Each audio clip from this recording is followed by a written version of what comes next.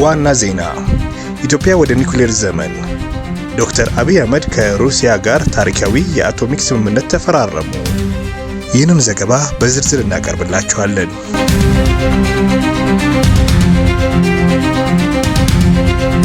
ጠቅላይ ሚኒስትር ዶክተር አብይ አህመድ ኢትዮጵያ ደህንነቱ የተጠበቀና ምሳሌ የሚሆን የኒውክሌር ኃይል ፕሮግራም ለማልማት ቁርጠኛ መሆኗን ገለጹ።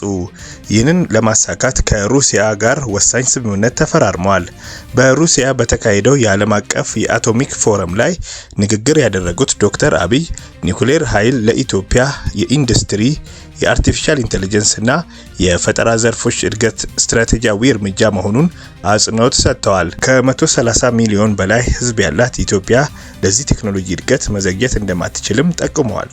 የሩሲያው ፕሬዝዳንት ቭላዲሚር ፑቲን ጨምሮ ከፍተኛ ባለስልጣናት በተገኙበት የፊርማ ስነ ስርዓት በኢትዮጵያ የኒውክሌር ኃይል ማመንጫ ፕሮጀክት ልማት ዙሪያ በሮሳቶም ወይንም የሩሲያ የመንግስት ኒውክሌር ኃይል ኮርፖሬሽን እና በኢትዮጵያ ኤሌክትሪክ ኃይል ኮርፖሬሽን መካከል የድርጊት መርሃ ግብር ተፈርመዋል።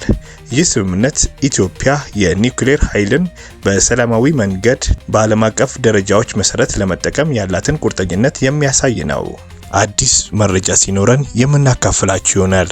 እስከዛ ድረስ አዲስ ኒውስን ሰብስክራይብ በማድረግ ይጠብቁን። አዲስ ኒውስ ትኩስና ወቅታዊ መረጃዎች፣ ዜናዎች ተጠናክረው እንዲደርሱት አዲስ ኒውስን ሰብስክራይብ ያድርጉ። ለዛሬ የያዝንላችሁ ዜናዎች እነዚህን ይመስላሉ። ሰብስክራይብ በማድረግ ላይክ እና ሼር በማድረግ ቤተሰብ ይሁኑ። አዲስ ኒውስ